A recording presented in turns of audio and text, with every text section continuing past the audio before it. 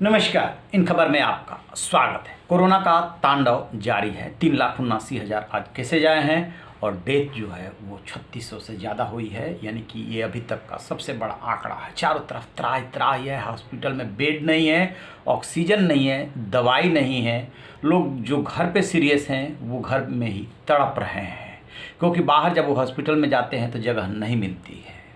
इस बीच social media की अपनी एक दुनिया है, चाहे ट्विटर हो, चाहे फेसबुक हो, इंस्टाग्राम हो, सब जगह अपने अपने तरीके हैं जहाँ पे लोग अपनी भावनाएं व्यक्त करते रहते हैं। पिछले दिनों हैशटैग रिजाइन मोदी ट्विटर पे ट्रेंड किया था और अब कल यानी बुधवार को ये इस हैशटैग से रिजाइन मोदी जब कोई सर्च कर रहा था तो उसे टेम्पररी ब्लॉक कर दिया गया था।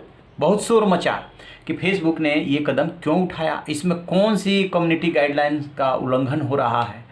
जब शोर मचा तो बुधवार की रात में ये ब्लॉक किया गया था और उसके बाद दो घंटे बाद उसको बहाल कर दिया गया।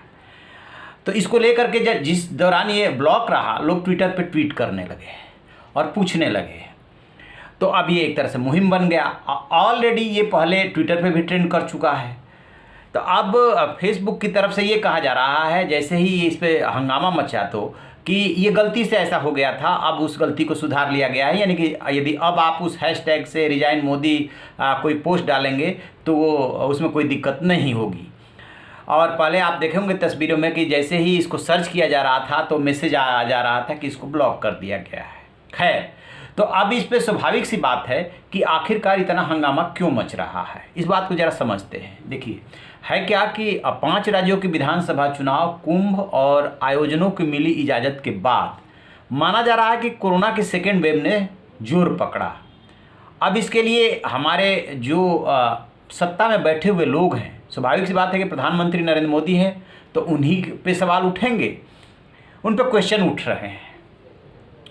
और इसको लेकर के जब क्वेश्चन उठे हाई कोर्ट से लेकर के सुप्रीम कोर्ट तक, मामले ने तूल पकड़ा, लोग ज़्यादा मरने लगे। तो फिर बाद में पश्चिम बंगाल की चुनावी सभाएं स्थगित की गई थी और फिर वर्चुअल मीटिंग्स होने लगी थी और आज अंतिम दौर का चुनाव चल रहा है। तो अब ये सोशल मीडिया पे भी लोग, जो इसमें विपक्ष भी शामिल हो सकता है या जो आपके समर्थक नहीं हैं वो शामिल हैं, सबको अपने विचार व्यक्त करने का अधिकार है। वो यदि रिजाइन मोदी कह रहे हैं तो लोकतांत्रिक व्यवस्था में किसी को भी ये बात कहने का हक है और उसको कहने से नहीं रोका जा सकता।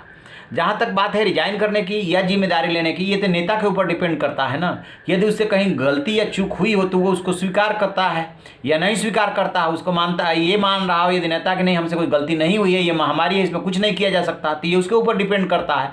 लेकिन आप विपक्षी दलों को चाहे पब्लिक को बोलने से तो नहीं रोक सकते।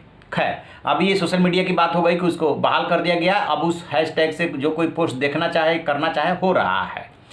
अब सबसे बड़ा सवाल ये उठ रहा है कि वास्तविक स्थिति क्या है। वास्तविक स्थिति ये है कि बेशक और देशों ने मदद के लिए हाथ बढ़ाया हो और अपने देश में भी ऑक्सीजन प्लांट लग रहे हैं, क्रायोजेनिक टैंकर्स मंगाए जा रहे हैं, ऑक्सीजन की सप्लाई हो रही है, सब कुछ ठीक है, लेकिन अभी भी सुविधाओं का अभाव है और बहुत बड़े लेवल पे है। जब अपने यहाँ अस्पतालों की कमी है, डॉक्टर्स की कमी है, पैरामेडिकल स्टाफ की कमी है और उतने बेड नहीं हैं और जो वेंटिलेटर्स नहीं हैं, तो स्वाभाविक सी बात है कि जब ज़्यादा लोग कोरोना से प्रभावित होंगे और हॉस्पिटल की तरफ भागेंगे तो वहाँ पे क्राइसिस होगी। वहाँ पे बेड नहीं मिलेगा, वहाँ पे वेंटिलेटर नहीं मिलेगा तो लोगों की मौत होगी।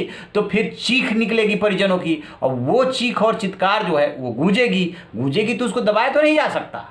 आपको एक और बात बताएं कि पिछले दिनों जो कुछ भी भारत में हुआ और अभी भी जो चल रहा है, इसको लेकर के पश्चिमी मीडिया ने प्रधानमंत्री नरेंद्र मोदी पे बहुत ज़बरदस्त निशाना साधा। माना यह गया था कि पहली जो वेव थी, जब कोरोना की शुरुआत हुई तो भारत ने उसको टैकल किया था, ठीक से टैकल किया था। लेकिन सेकेंड वेव जो है वो टैकल इसलिए नहीं कर पाया क्योंकि उसका कहीं ना कहीं राजनीतिक स्वार्थ आ गया, चुनाव और सत्ता हासिल करना, और इस वजह से जो है केस बिगड़ गया। और अब 135 करोड़ की आबादी वाले देश में जब कोरोना के सेकेंड वेव ने कम्युनिटी स्प्रेड कर लिया तो उसको रोकना बहुत मुश्किल हो रहा है। जो एक्सपर्ट्स हैं वो कह रहे हैं कि अब मई के मिड में आएगा पीक। अब देखते हैं कि पीक कब आता है, क्योंकि अब तो 3600 से ज़्यादा लोग मरने लगे और एक्सपर्ट्स कह रहे हैं कि ये संख्या जो है 5600 के पार भी जा सकती है। तो कुल संक्रमित एक्टिव केसेज की संख्या 45 से 50 लाख तक जा सकती है। तो स्वाभाविक रूप से ये जो खबरें आ रही है वो चिंता बढ़ाने वाली है, और जो ज़मीनी हकीकत है और जो प्रोडिक्शन है उसका मिलान करते हैं तो कई बार लगता है कि ये ज़्यादा भी हो सकता है, क्योंकि अब तो 3.5 लाख के पार जा ही रहा है। खैर, इस पर हमारी नज़र रहेगी, जैसे कोई अपडेट मिलेगा आपसे साझा करेंगे। आप रहिए ना बेखबर, देखते रहिए इन खबर। Thank you.